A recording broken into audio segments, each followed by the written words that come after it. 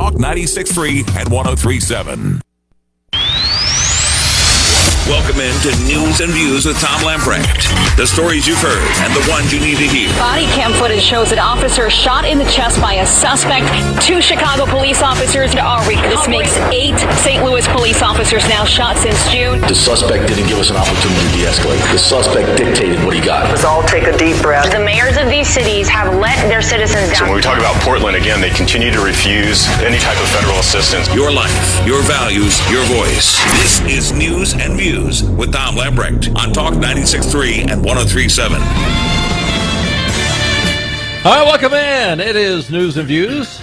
Monday, new week. Lots to talk about. This is a program that we'll probably go 2 or 3 hours. There's that much in the news.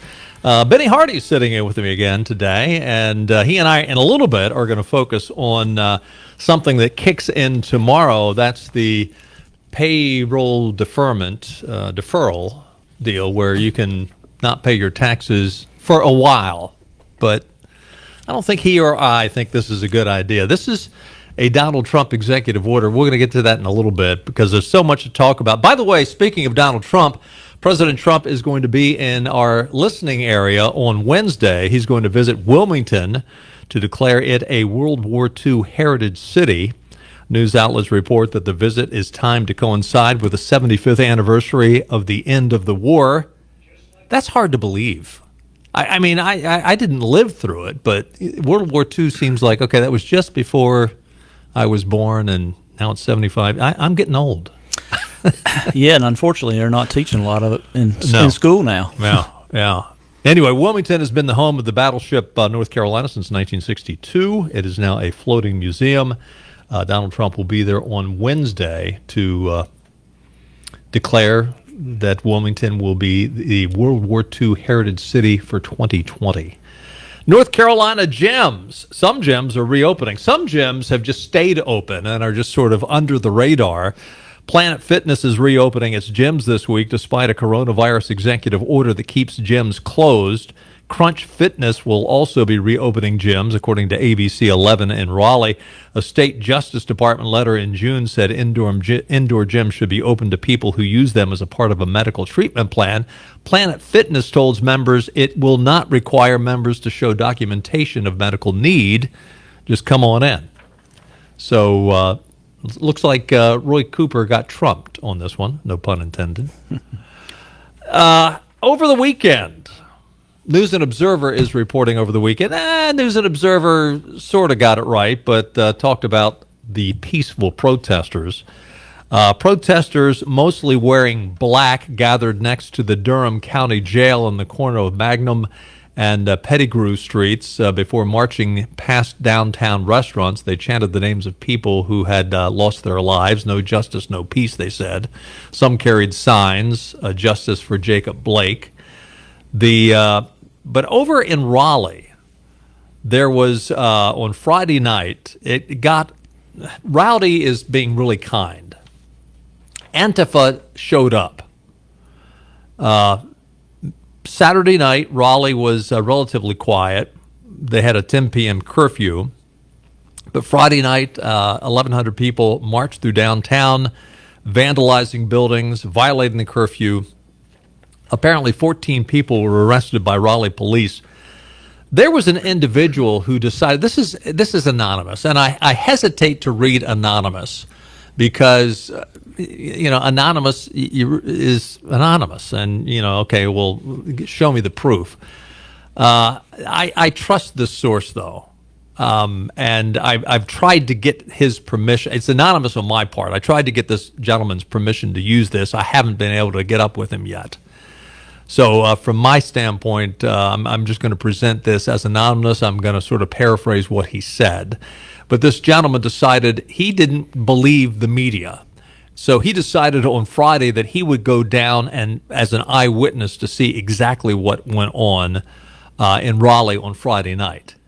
He said he got down there and then the buses drove up and the people got off the buses. Buses loaded with people. You had 1,100 people in the protest, according to the News and Observer. They were bussed in. They got off with their backpacks. They had cans of paint. They had gas masks. They had knee and elbow pads. They had other items of violence and destruction, according to this gentleman. He said he saw no police present at the time. Whether or not they were told to stand down, I don't know. I wouldn't be surprised.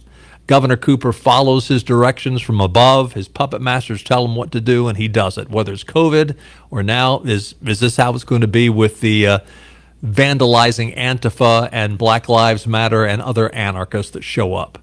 They showed up, and they tore up. And he tried to videotape it. He said they came up to him, and they forbid him to videotape it. Apparently, he felt pressured enough that he didn't videotape it. But he said it was not peaceful protesters, and once again, it did not appear to him to be local people protesting and setting things on fire. It appeared to him that it was orchestrated and that the violence was paid for by who knows who. By the way, did you see over the weekend, a number of congressmen have said, we need to investigate who is paying for this. We talked about this on Friday with Rand Paul when he was accosted after the president spoke last Thursday night. Somebody is paying for this. Yeah, I think Rand Paul will get to the bottom of it, since obviously it was so personal to him. The shocking thing to me is, though, this probably wasn't until Friday or this weekend that you actually had Democrats even discussing the violence, and this has been happening at least since late May. Was late May in Raleigh that Governor Cooper and the Raleigh Police Department just allow people to go on the Capitol grounds and deface monuments, pull monuments down, and it's gained momentum. I mean, it goes back a couple of years ago when they started pulling the monuments down, and nothing was done. Well, I always say it all started in Chapel Hill and Durham. I mean, it really did, and the more you let it happen, the more people get emboldened to do more, and then it becomes very violent, like it obviously has. The question now is, in my estimation, is what are the Republicans going to do? And I'm not talking about on the federal level. I'm talking about on the state level, and I'm talking in regards to what happened in Raleigh and what are the state what is the state Republican in the legislature, what are they going to do? With us on the phone right now, representing Beaufort County, Keith Kidwell. Keith, thanks so much for being with us this afternoon. And Keith and I were talking earlier today. To me, this is a political hot potato for Roy Cooper. Somehow Roy thinks and the Democrats think this is going to help them. I don't see it.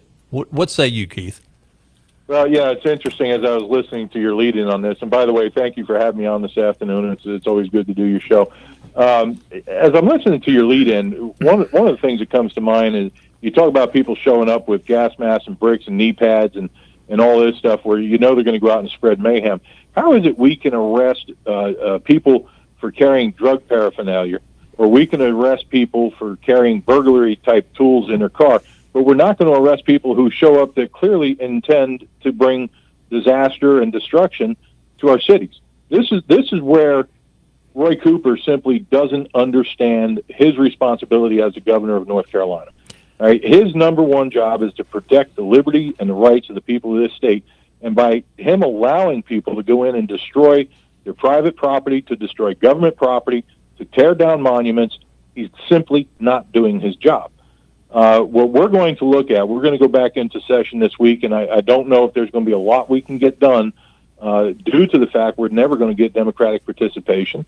But we need to look at what laws we can bring to bear against the thugs that come into our cities and come into our state as strangers. As you point out, they're coming in on buses.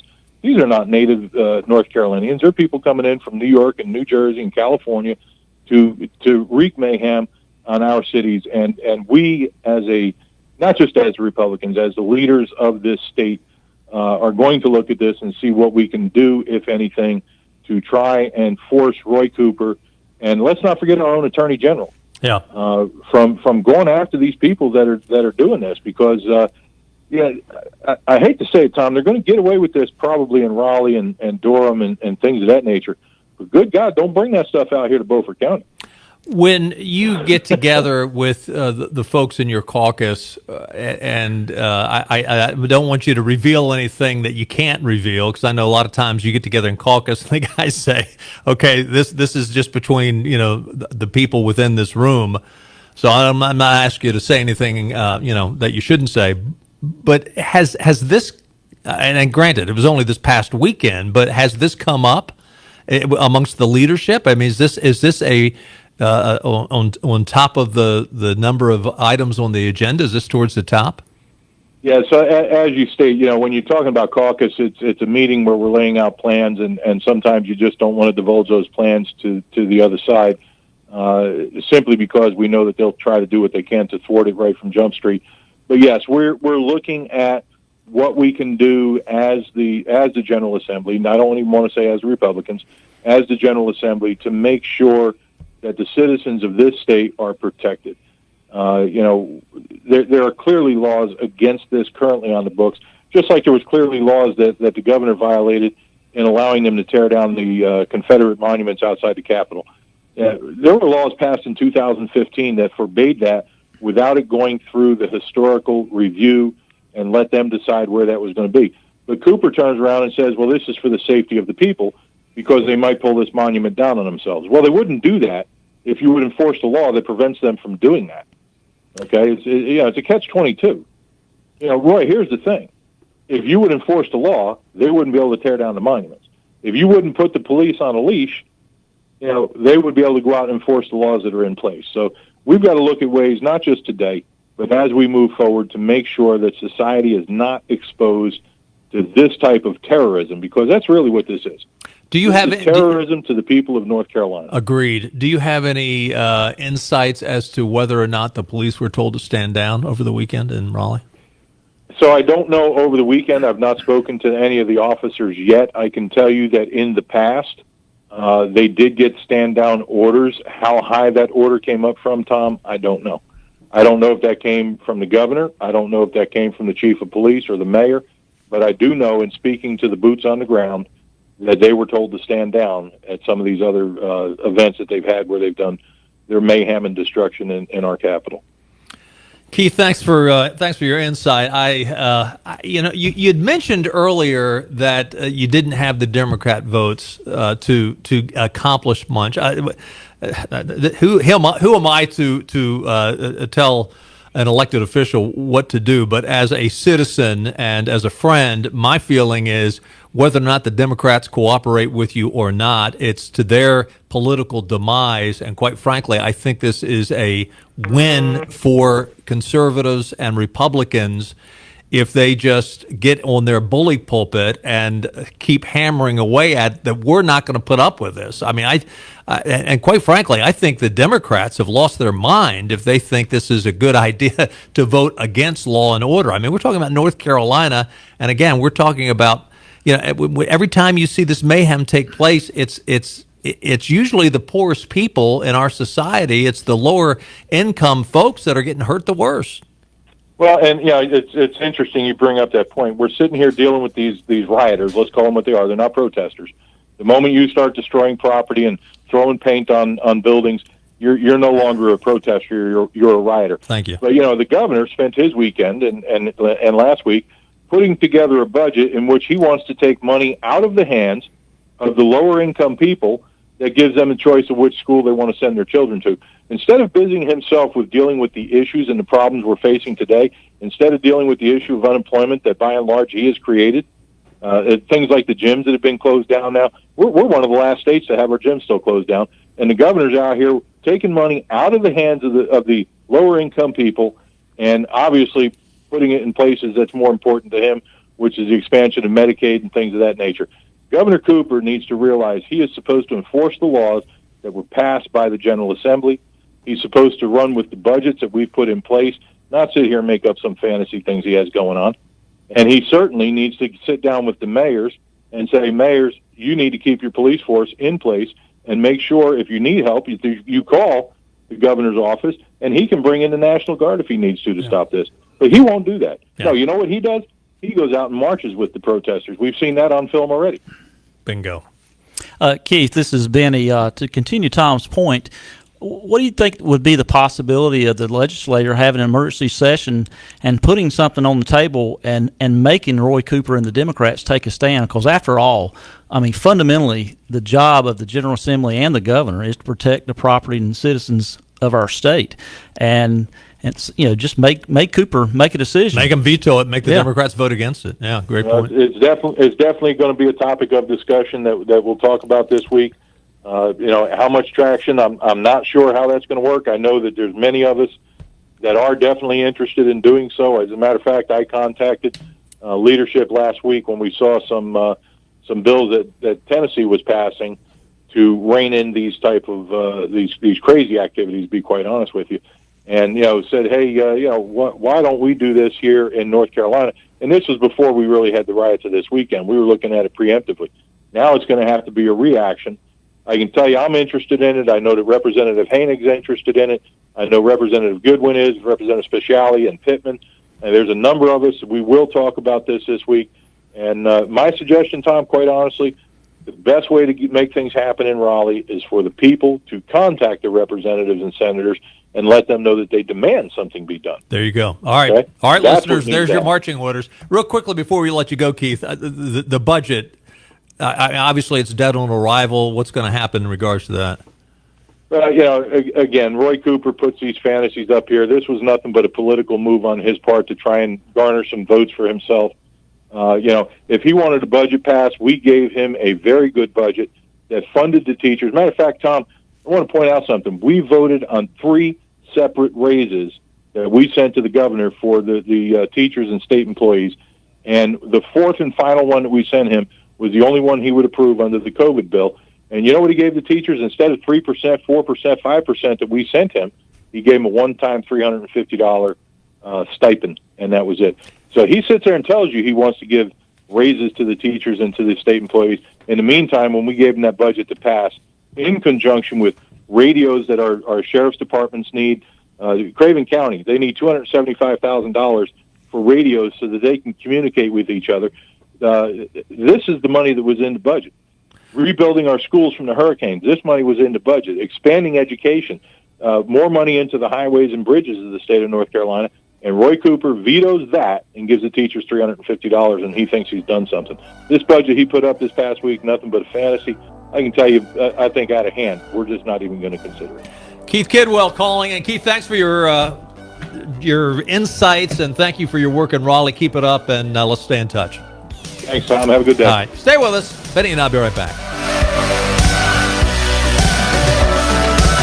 We don't see a lot of Wall Street CEOs or billionaires in rural North Carolina. Things are different here. We work hard, raise our kids right, and pull together when we need to. And we don't like being taken advantage of. Problem is, Senator Tom Tillis sided with corporate America, not rural America. He may say the right things when he's here, but he's doing things that hurt rural North Carolinians, especially on health care. See, Tillis voted to let insurance companies kick us off our coverage if we have a pre-existing condition like cancer or asthma. Tillis even voted to cut funding for rural hospitals, and nearly a dozen here have closed in recent years. Hospitals that rural North Carolina desperately needs during a pandemic. Tell Tom Tillis to stop backing the big insurance companies and start supporting the Rebuild Rural America Act, because rural North Carolina is sick of being taken advantage of. Paid for by duty and honor. Hey, this is Gray Fussell, and I'm a junior at East Carolina. In a few weeks, I'll be turning 21, and I hope to be celebrating a lot of pirate victories with a glass of Duplin wine. As a proud member of Duplin Winery's 4th generation of winemakers, I hope you'll join me. Duplin's deliciously sweet and easy-to-drink wines can be found in your favorite neighborhood store. Thanks for your support, and go Pirates. Oh, and if you see my mom, tell her she can finally stop hiding her hatters red. I'm legal. Duplin Winery, the winery of the South, Rose Hill, North Carolina, and North Myrtle Beach. That's what sleeping with a CPAP sounds like. If you can't use CPAP, imagine pressing a button and it sounding like this. That's sleeping with Inspire. No mask, no hose, just sleep. Inspire is a sleep apnea treatment that works inside the body with one click of a remote. That's right, just a button. If you have sleep apnea, great sleep awaits at inspiresleep.com. That's inspiresleep.com. Inspire. Sleep apnea innovation. No mask, no hose, just sleep. Talk to your doctor to see if Inspire is right for you and review important safety information at inspiresleep.com. During these unprecedented times, we know you're all worried about your family's health, your job, and paying your bills. Stop the endless debt cycle, especially now. Be proactive and take advantage of unique programs in place to help you get free of your debt. Don't wait for the bills to pile up and the banks to breathe down your neck. The program at Total Financial Freedom can help you get free of credit card debt, internet and signature loans, and even timeshares. You pay only a fraction of what you owe, and they even offer a guarantee. Call now at 800-533-6605 to see if you can qualify and receive a free book written by our CEO, the Debt Dietitian. A+ rated, Total Financial Freedom has helped thousands get debt relief without considering bankruptcy. During these stressful times, debt doesn't need to add to it. Call now, 800-533-6605, and get your free copy of the book to help you at 800-533-6605. That's 800-533-6605. I accept this nomination. The conventions are over. Continue to go forward. But for us, it's full steam ahead. To change the course. We are not going back. Destination Election Day. Updates at every stop along the way. Get on the train. Roll with the station that keeps you up to speed. Talk 96.3 and 103.7. Here's Tom Lamprecht with more news and views. All right, taking a look at your weather forecast. Looks pretty good. There's a slight chance of a thunderstorm tomorrow afternoon. Other than that, lots of sunshine over the next week, including all the way up through Labor Day, with highs in the low to mid-90s, although come this weekend, we'll be in the mid-80s for your Labor Day weekend. What happened to summer? I love fall. Fall weather is great, but I hate to see summer end. I hate to see shorter days and longer nights. Well, I always tell people that move here, I said, if you can just get through August in North Carolina, it's pretty good. Oh, my goodness. Now till Thanksgiving, even early December. Yeah. Great outdoor weather. So remember when that young lady lost her life up in Charlottesville when Trump first went into office, and how the mainstream media just went bonkers and how laid that right on Trump's shoulders and been talking about that ever since, that, you know, he's the cause of violence and everything else. First of all, it's really interesting. You mentioned earlier in the program that the Democrats have finally started saying, hey, stop the violence. Now, you got to remember, first of all, go back, and I mentioned this on the program, I think it was back in June or July, maybe even May, but Biden campaign officials, folks within the Biden campaign, I think it was 14 of them, were giving money to bail out the anarchists. And Kamala Harris herself put a tweet up over the summer encouraging people to give to a fund that would bail out people that were arrested in Portland and in Seattle. She's encouraging people to give money to this fund that would get them out of jail, the anarchists. Now they're coming out and they're saying, oh, well, I'm against this violence. Although now Cousin Eddie, Joe Biden, could not bring himself to mention the word Antifa when he was talking about how, he's against the violence. But over the weekend, again, remember Charlottesville and how the mainstream media went nuts on that. Over the weekend, a Trump supporter in Portland was a guy named Aaron Danielson, went by the name of Jay, was shot and killed in a pro-Trump counter-protest. So they had this counter-protest, and apparently it was very, very well attended. Pro-Trump, anti-Antifa. So it was against the anarchists. It was for Trump. It was for the police. This guy, Michael Forrest Reinhold, 48 years old. Apparently, he has now been arrested, and as the key suspect of the guy that pulled the trigger. And apparently, he has been arrested before because he's brought armed guns to these rallies. Which again, where's here the guy's arrested for bringing a pistol or a rifle or whatever he had to these rallies, and yet he's out there doing it again. And he decided he was going to pull the trigger. And by the way, this guy is, to quote the guy, the guy that shot Danielson, this guy Michael Forrest Reinhold, said, "Every revolution needs people that are willing and ready to fight. There are so many of us protesters that are just protesting without a clue of what will lead, where that will lead, I should say. That's just the beginning, and that's where the fight starts. If that's as far as you can take it, thank you for your participation, but please stand aside and support the ones who are willing to fight. I'm 100% Antifa all the way. I am willing to fight for my brothers and sisters. We do not want violence, but we will not run from it either. Today's protesters and Antifa are my brothers in arms." I mean, that's when he says in arms, I think he's got double meaning to that. So now a Trump supporter is dead, and what is really bothersome, though, this is cut one, Clark.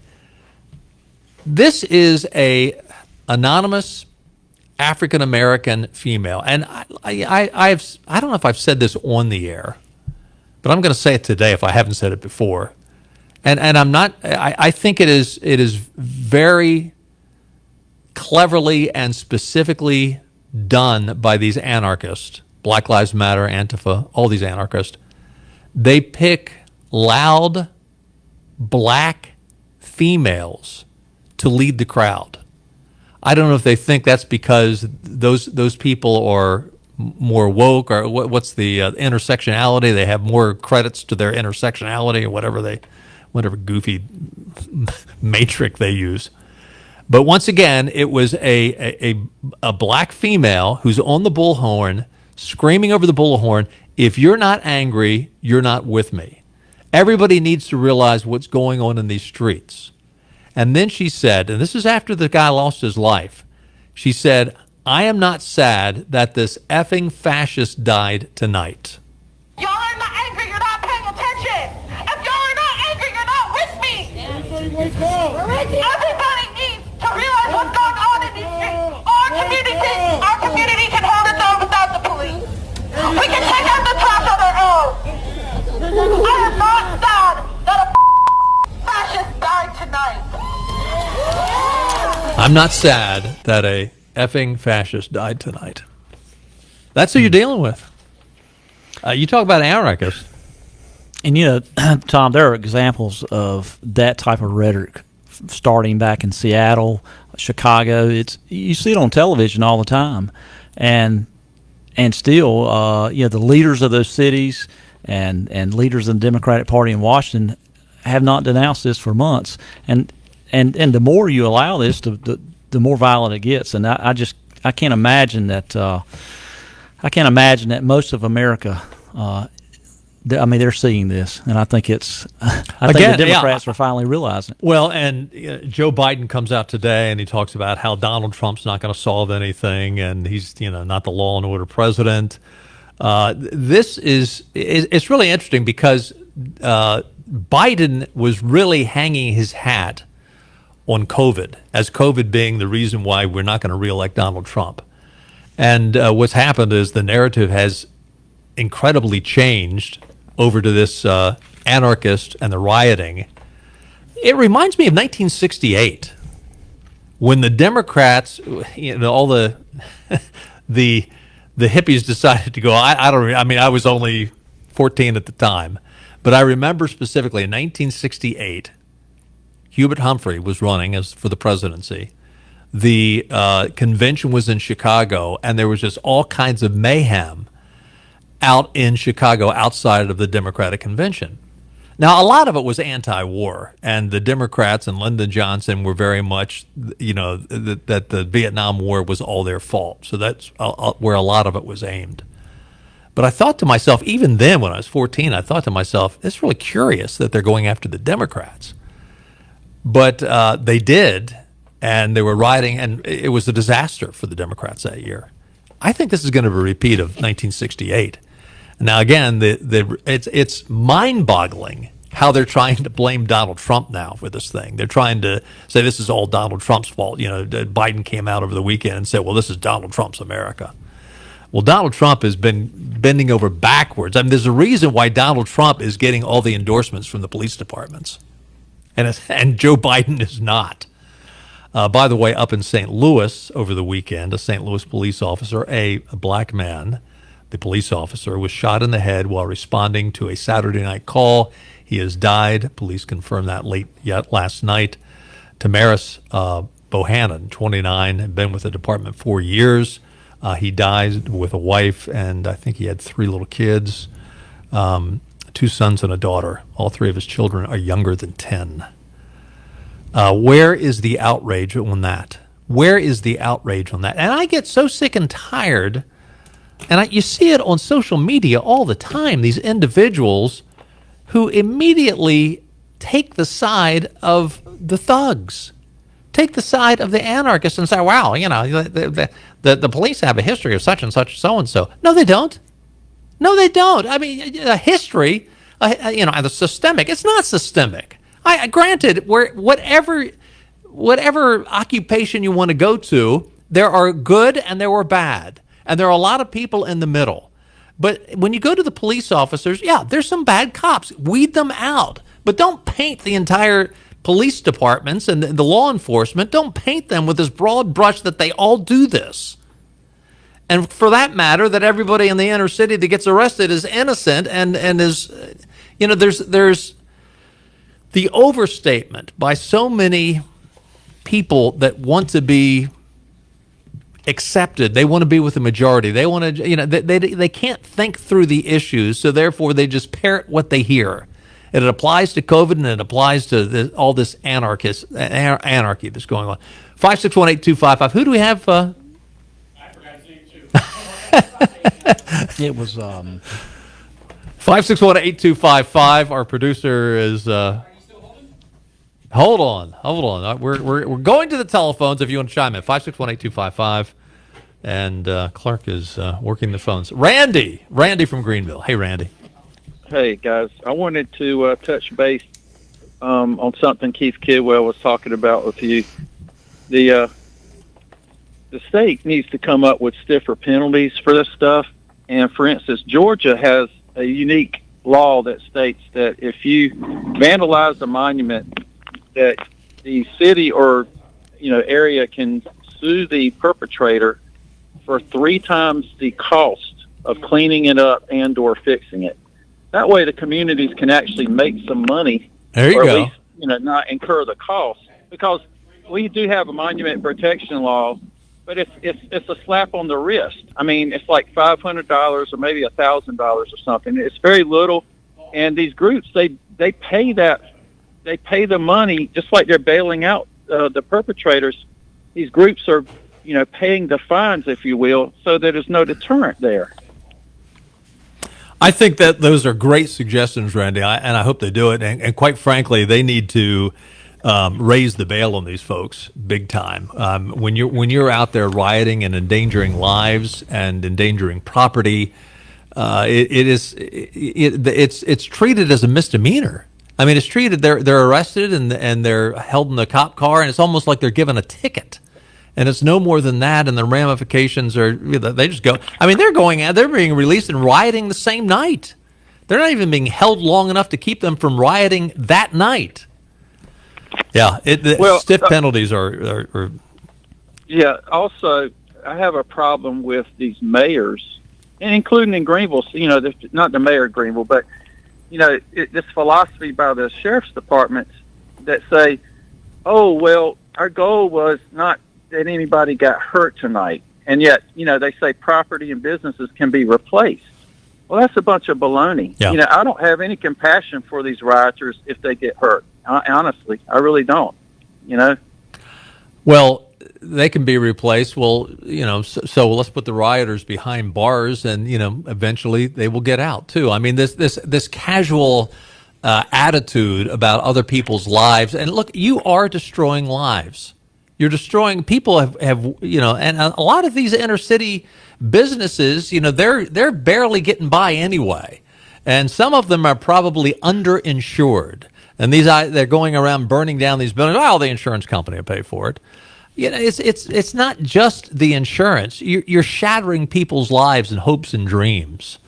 And I agree with you. That we need to ratchet it up big time. And as we were talking to Keith, even if the Democrats are stupid enough to vote against this stuff, Republicans make them vote against it. And let me again say, call your state representative and call multiple state representatives and let them know that they need to deal with law and order in an upfront and hardcore manner, that the Republicans take it to the Democrats and make them vote against it. Randy, thanks for the call. We've got to take a timeout. 561-8255. We'll get to your phone calls when we get back.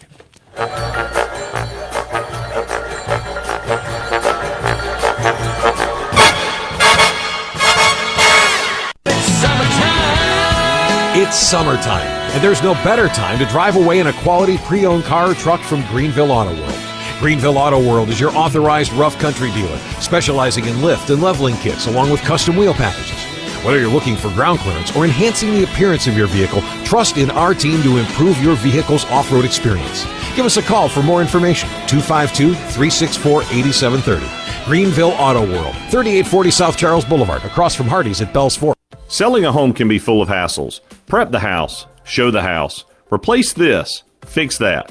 Hi, my name is Homer Tire, owner of Tire Realty Group, and that is why we created TRG Offers to simplify your home selling process. You'll receive an instant offer so you can sell your home immediately for maximum convenience, and a traditional list price for maximum value.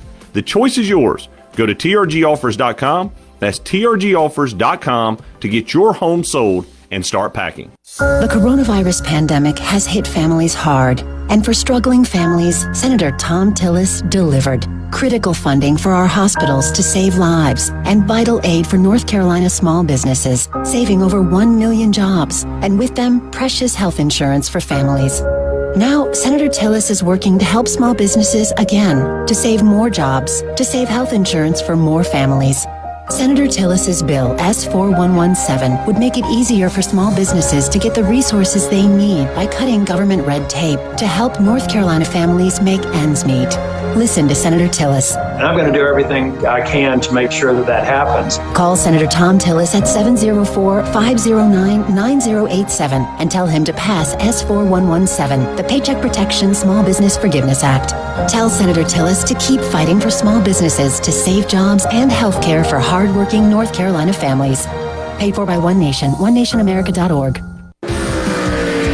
Thinking about buying a boat? Don't wait till spring. Get exceptional incentives through Park Boat Company and Medio Marine's Smart Buyer Program today. This program lets you select the boat you want and get a great deal. Purchase now and be assured a boat in the spring. Plus, receive great pricing with early season incentives. The best selection. Pick or order the boat of your dreams. Maximized boating time. Receive your boat in the spring, not June or July. Maximum trade value, service, and storage savings. Trade now. Don't pay for service and storage of your current boat. And take advantage of upcoming promotions. Any manufacturer deals offered between now and delivery of your boat will be honored. Why buy now? It's simple. Get the best of both worlds. Early season discounts plus boat show special incentives. Not sure? Let us give you up to $6,000 in reasons to buy today. Head to Park Boat Company in Washington or Medio Marine for information on our Smart Buyer Program today. Back to the show that really makes you think. He is a genius. He's all powerful. He brought a kind of heat. He could be the best. Just don't hurt yourself, okay? More news and views on Talk 96.3 and 103.7. Welcome back in. Before we get back to the phones, I do want to talk about this stuff with COVID-19. A number of stories came out over the weekend that suspicions confirmed. I mean, this is what we've been talking about all along. First of all, the New York Times is reporting that potentially 90% of those who have been tested positive for COVID-19 have such insignificant amounts of the virus present in their bodies that such individuals do not need to isolate, nor are they candidates for contact tracing. Leading public health experts are now concerned that over-testing is responsible for misdiagnosing a huge number of people with harmless amounts of the virus in their systems. Most of these people are not likely to be contagious, and identifying them may contribute to bottlenecks that prevent those who really have problems from being tested. So that's the first story that came out. Then the Center for Disease Control and Prevention, they disclosed the shockingly small number of people who have died from the coronavirus with no other cause of death mentioned. Hold on to your hat. Out of the 161,392 deaths in the United States, just 6%, or approximately 9,700 deaths, were attributed to COVID-19 alone. According to the CDC, the other 94% had an average of 2.6 additional conditions of causes of death. And I mean, this wasn't just, okay, I was overweight. And for that matter, it wasn't just because I smoked. It was heart disease, diabetes, sepsis. It is sepsis. A number of significant diseases, 2.6 additional conditions were involved. So again, it goes back to the idea that, okay, you isolate and quarantine the most vulnerable. But, I mean, consider this. So there's 9,700 deaths from COVID-19 that were exclusively from COVID-19. Last year, deaths from poisoning, including drug overdose, 64,795. Motor vehicle deaths, 40,231. Deaths from people falling down the steps, falling off a ladder, 36,338. Suffocation by ingestion, inhalation. In other words, I guess a lot of this would, I suppose, drowning could be part of it, or choking on a hot dog. 5,216. Folks, we have been taken. We have been taken. And again, you have all kinds of naive idiots out there that are just drinking the Kool-Aid and telling us how, one death is one death too many. Well, then maybe we ought to start looking at driving 5 miles an hour. Maybe we ought to take hot dogs out of the grocery stores because people choke on those. Even the liberal Washington Post acknowledges that the draconian shutdown is causing fatalities. So, and you've heard people say, well, okay, how many other people have died because we're so focused on COVID and because people aren't going to the doctors and people aren't getting cancer screenings and those kind of things. From the Washington Post, the analysis suggests that in the 5 hard-hit states and New York City, where there were more than 8,300 deaths from heart problems that would have been typical in March, April, and May, an increase of roughly 27% over historical averages. The review suggests that many patients suffering from serious conditions died as a result of delaying or not seeking care as the outbreak progressed and swamped some hospitals.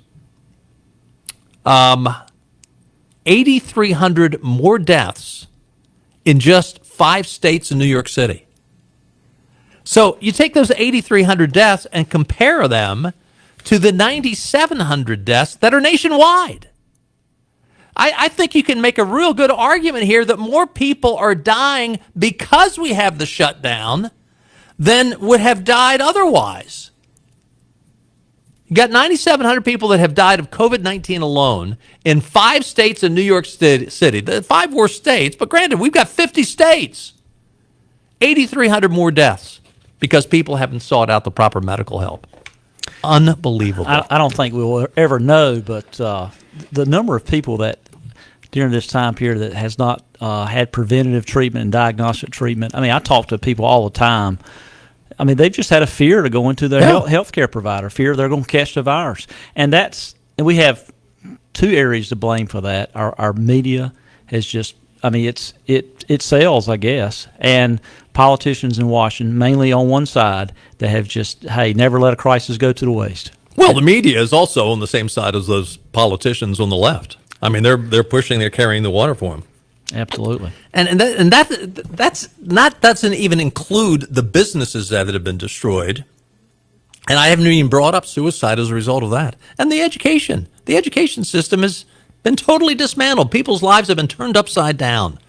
561-8255. Let's go back to the phone. Scott from Swansboro. Hey, Scott. Hey, how you doing, sir? Doing well. Thanks for calling. Yes, sir. I was calling about, I was on Facebook earlier and see this thing said Antifa.com, and it forwards you to the Joe Biden's campaign website. Are you serious? Yeah. If you actually type in Antifa.com, it forwards you to Joe Biden's campaign thing. My biggest question about that is the fact of who put that in play. Well, who knows? Who got them to do that? You know what I mean?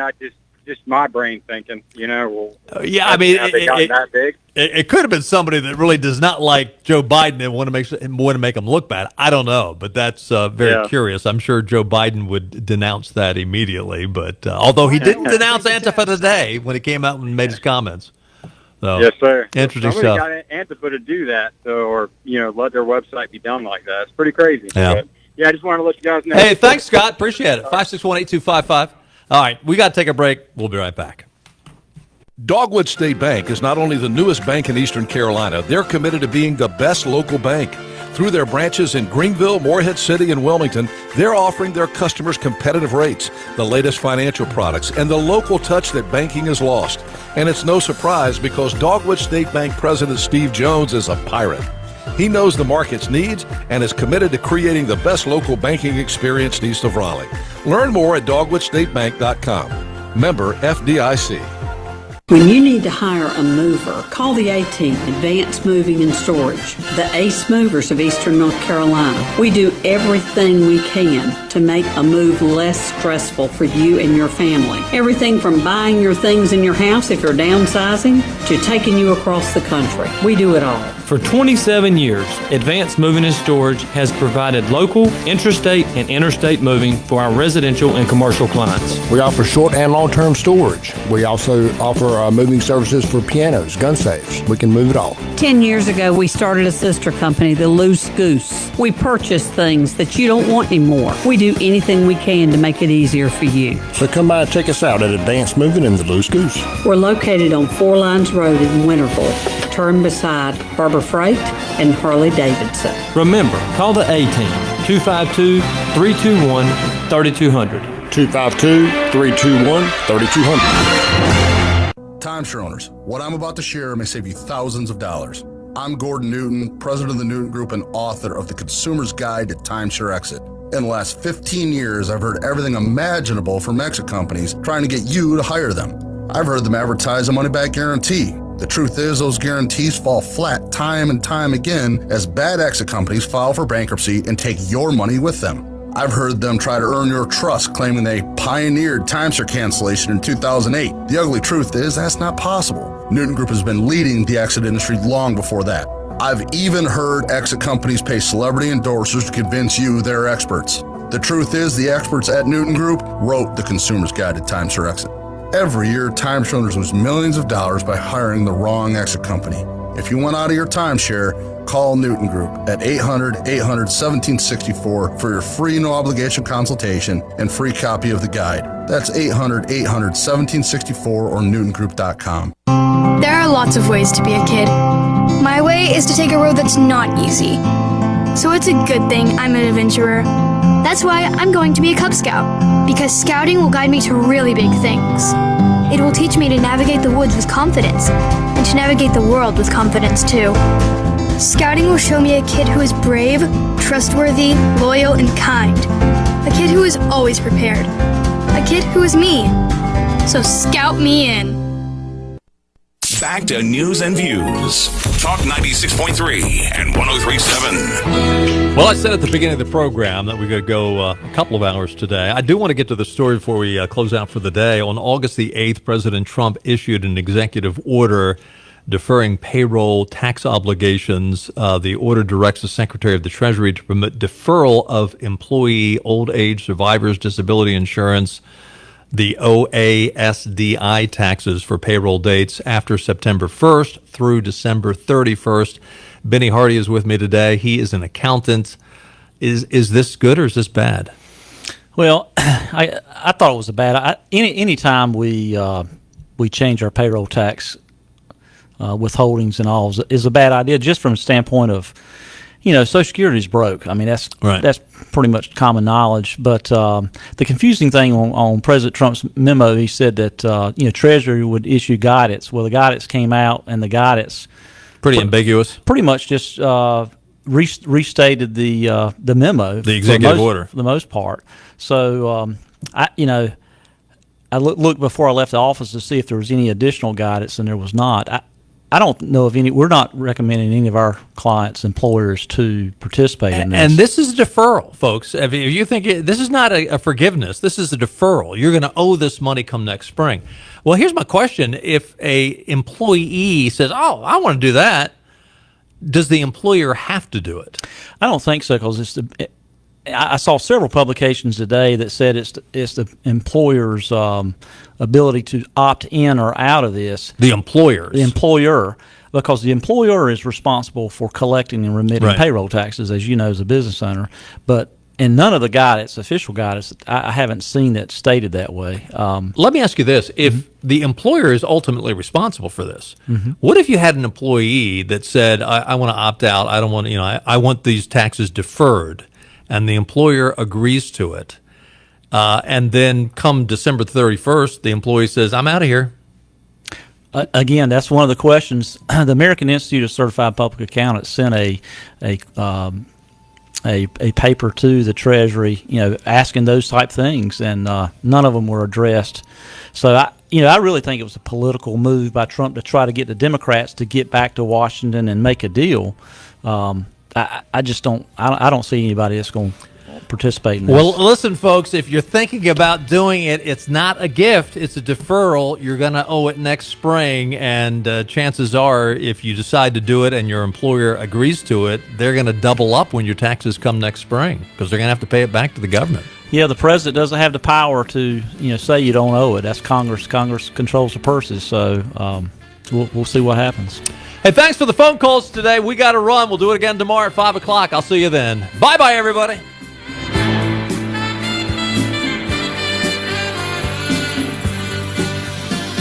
When your job is to battle